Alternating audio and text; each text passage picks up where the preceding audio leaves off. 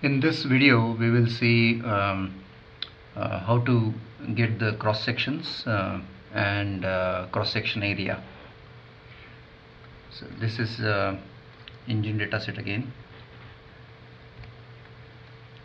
Now in order to get the cross section, we put a clipping plane and turn on the viewport. So have a clipping plane and then press spacebar while hovering on the clipping plane to get the clip plane dialog, and then set your viewport.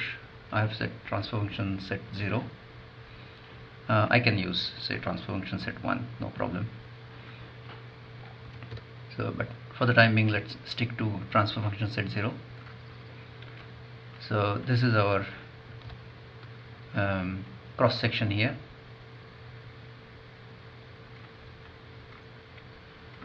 And what we would like to get is area of the cross section. Let me just rotate this. So I'm rotating using control and now manipulating the clipping plane to get the exact orientation that I want, and I will have the transfer function opacity set quite high. So this is the cross section that I want, and this is the cross sectional area that I want to find. So press spacebar while hovering in the clipping in the viewport. Just check whether your thickness is 0, because when your thickness is 0 and you give reslice, then you get cross section. So let me just show you in the help here. So reslice. So when the thickness is 0, you get an option of saving the cross sectional view as well as get the area. So now the thickness is 0, so what we will get is a cross sectional image as well as cross sectional area. So reslice, and then we will be asked whether we want to save the cross section image. So let's save it, say CS, and then so this cross section is saved in this PNG file. Okay, and this is the area. So in order to calculate area for the cross section, what I really do is, like get volume, I only count the voxels that have non-zero opacity. So anything that has opacity greater than 0 will be counted towards the area of the cross section. So that's why I just to make sure that I am counting the right voxels, I try to saturate or try to enhance or increase the opacity of the transfer function. So let's have a look at the cross-sectional image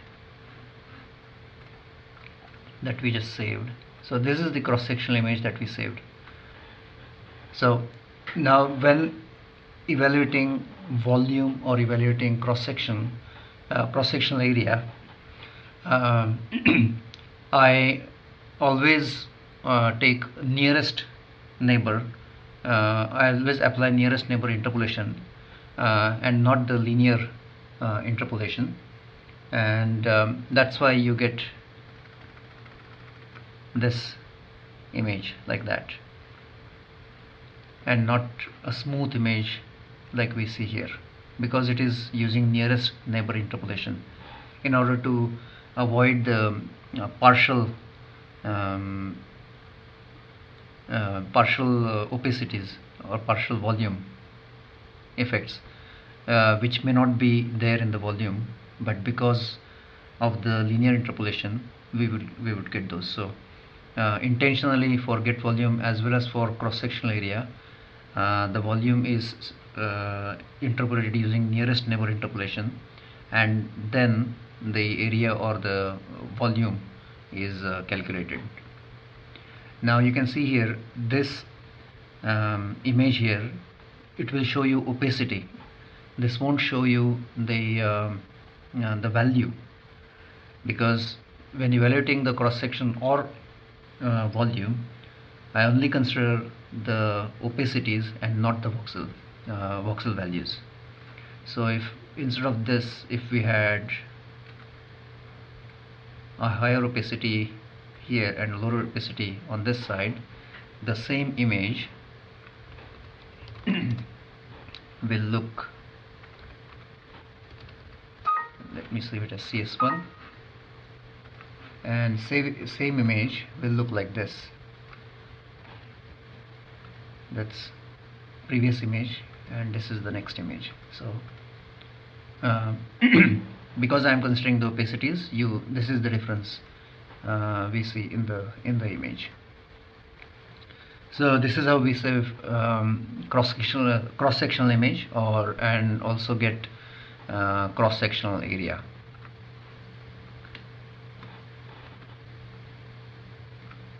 Now if we increase the thickness like this, even by 1, then what we will end up is the volume. So like that, and then reslice, and we will end up with a volume. So let's say that the opacity or value, we have saved value, and let's fire another instance of Drishti and load the volume. So this is the volume that we saved. So if the thickness is 0, then you get cross-sectional area and cross-sectional image, and if the thickness is greater than 0, then you end up with the volume. So that's how you would use the clipping plane tool with the viewport in order to get cross-sectional image. Now observe that in this image or in this volume we have a lot of empty spaces and we would like to fill them.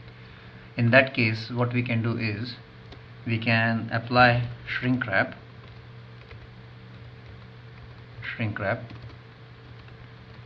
to fill up the interior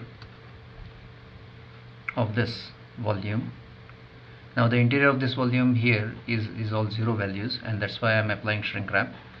And then turn off the updates to the prune buffer, and you can now include all the 0 values. So if you look at the volume now, all these values are now, let me also increase that, all these values are now filled, all the interior spaces are filled, and now we can get we can reslice. So let me just reduce the thickness to 0. So I've raised the thickness to 0 space. So I've set the thickness to 0, and then reslice will give me cross-sectional and the cross-sectional area. So this is the cross-section of this. So all these interior spaces are filled. So you can use mop operations for your cross-sectional area, finding cross-sectional area, cross-sectional image, or even get volume.